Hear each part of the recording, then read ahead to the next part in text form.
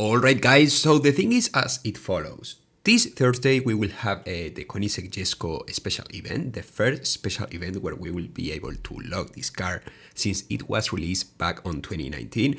And I thought it could be a great idea to make a video talking about all the cars you need in order to progress through that special event and all that stuff, because I am quite busy and I am not sure I will be able to make a video on time for that special event once it arrives into the game. So today I will be having a look into all the requirements, all the potential rewards, and if I think said event will include the Koenigsegg Jesko key or not at all. So with nothing else to add, let's get into it.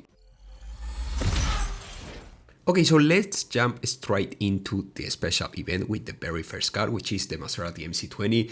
I remember that this car was released at a Grand Prix a long time ago. I don't know specifically which date, but yeah, it was basically released quite a long time ago. I remember once this car was released, the stats got mixed with the B-Class Maserati MC20, which is not the Maserati MC20 GT, it's the normal Maserati MC20, and people used the new Maserati, which was the one requested on this Koenigsegg Jesko special event, in order to do unrealistic times on the Clash and that stuff, on special events, on time-limited events and that stuff. And I remember it was quite curious because the Maserati MC20, the one on the B-Class, had quite strong stats if you put that car into C-Class, which is where the Maserati MC20 GT belongs to. So yeah, it was quite fun because it was a quite solid performance for such a low class.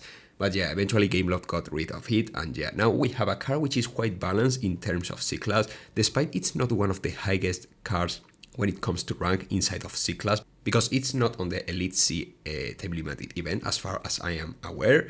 But yeah, it's a quite good car overall. It's fun to drive, the nitro is not bad either. The handling is quite consistent. Obviously on multiplayer on MP2, where I am trying this car right now, I will be facing cars from all the other classes like S-Class, A-Class and even B-Class, like Huracans and that stuff. But you know, it's just to showcase how this car feels while you are driving it. Overall, I am aware that many people got the chance to unlock this car because it was given a couple of times completely for free, so in general this car should not be a huge obstacle in the grand scheme of things.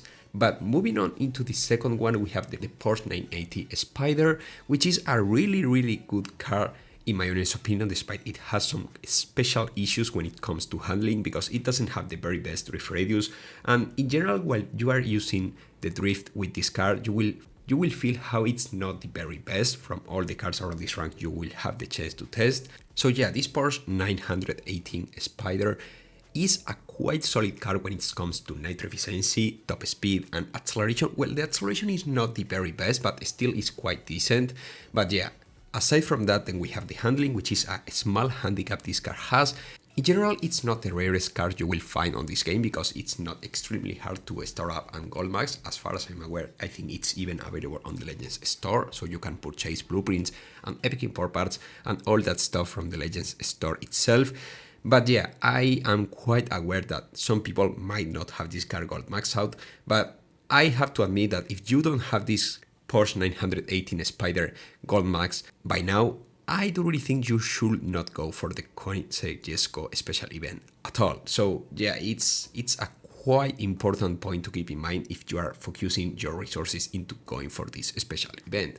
Because right after this Porsche, we have the Aston Martin Victor. This car, which was released for the very first time as a Legends Pass car. I think this one was the very first car with 6 stars to be released through a Legends Pass car, so it was quite special in that way. In terms of performance, it doesn't have a super strong acceleration, but aside from that, the top speed is really good, the handling feels quite nice, especially while drifting, because this Aston Martin Victor is an absolute pleasure to drive. For some reason, I am not sure why. The handling sure thing is great, and the drift radius is not bad at all, but still this car has like some sort of component which makes it extra special to drive. I don't know why, it's just my personal preference, I guess. So yeah, in general, the Aston Martin Victor has had some car hunts in the past, as far as I'm aware. I am not sure if all the car hunts were available for everyone or only for Legends Pass holders, but still, it's not the rarest car either. The Aston Martin Victor has been released several times in the past. It's not the newest car you will find on this game. It has been around for quite a while. So in general, I would say that this one is not the biggest obstacle either. If you have this Aston Martin Victor Gold Max, as well as the Porsche and the Maserati MC20, you are well set for this special event, but wait, because there is plenty of cars to focus on. And with that, I am directly talking about the Vision 1789, which is the next car you will need in order to keep progressing through this Koenigsegg Jesko Special Event. And I do really think this one will be one of the very first obstacles many people will face on their way to the Koenigsegg Jesko key. So yeah, this Vision 1789 has a quite mid performance overall. The drift radius is not really good. The handling is quite consistent though. This car doesn't feel heavy while steering and that stuff, but yeah, it's the drift radius what makes this car not as good as other cars around these ranks, which, by the way, is not the highest rank among S-Class. I mean, it's quite in the middle when it comes to ranks within S-Class. So yeah, in general, I would basically say that this Vision 1789 is like the very first obstacle by being a quite mid car not many people went for in the past. I am quite certain that some people might have this car at least at 6 stars, 5 stars, something like that, which should be quite helpful because once you log all the card packs for these cars, you will have to spend way less tokens if you have all these cars maxed out and you only need like one more car or something like that.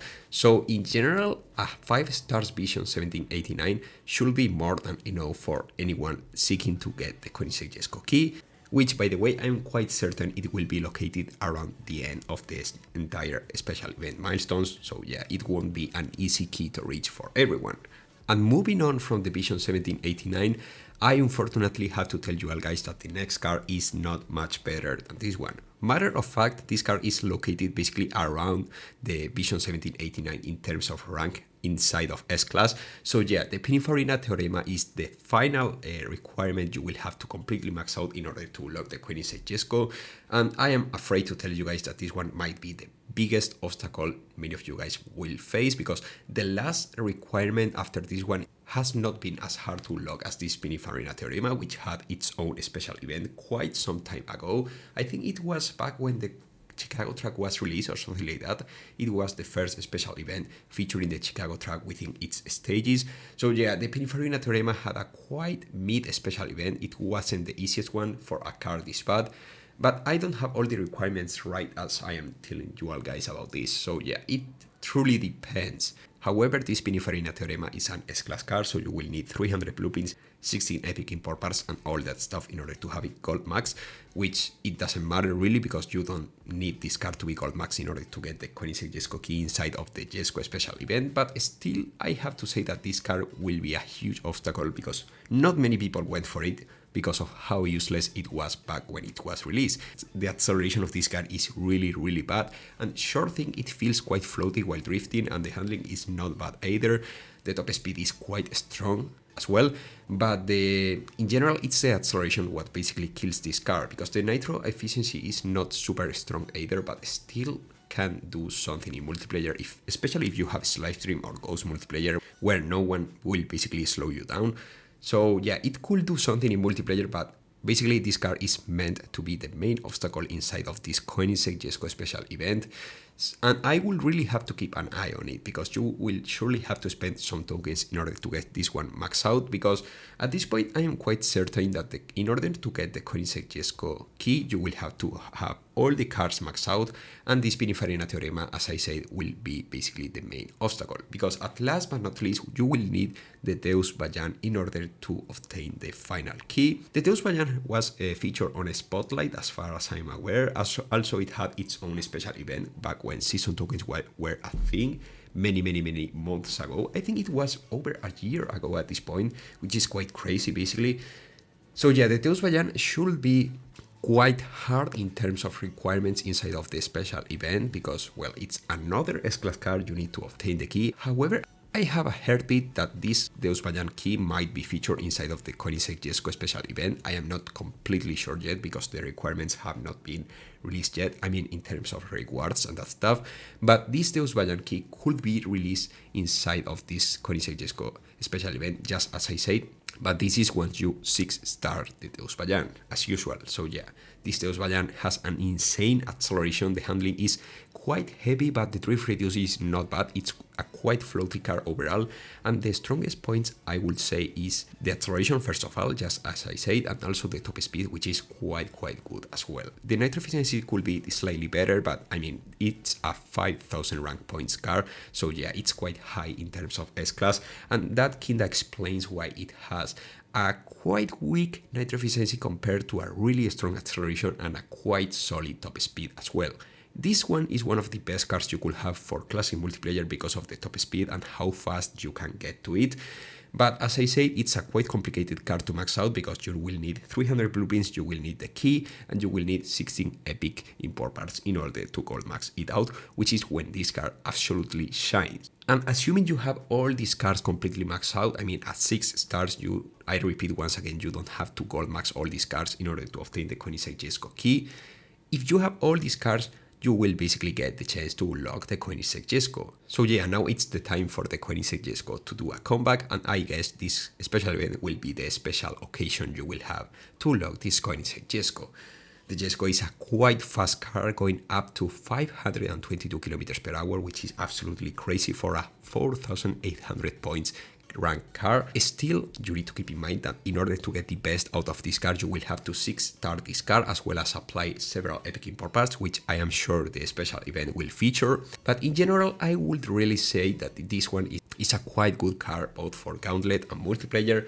I am quite sure it will be quite expensive in terms of tokens to unlock, but in general, it's a quite good payback if assuming you have most of the requirements completely maxed out by the time you get the key, of course. So yeah, guys, it's basically has been like 6 years since the first time the Koenigsegg Jesko has arrived into Asphalt 9, Asphalt Legends, whatever you want to call it. And finally, this might be the chance for some of you guys to completely unlock it for free, since the Clash store was removed from the game a couple of updates ago. So yeah, I will definitely consider that, because I am not sure of how good the Muscle Super GT will be compared to this Koenigsegg Jesko, but in terms of multiplayer and Gauntlet, I am quite certain that this Koenigsegg Jesko has something to offer as well.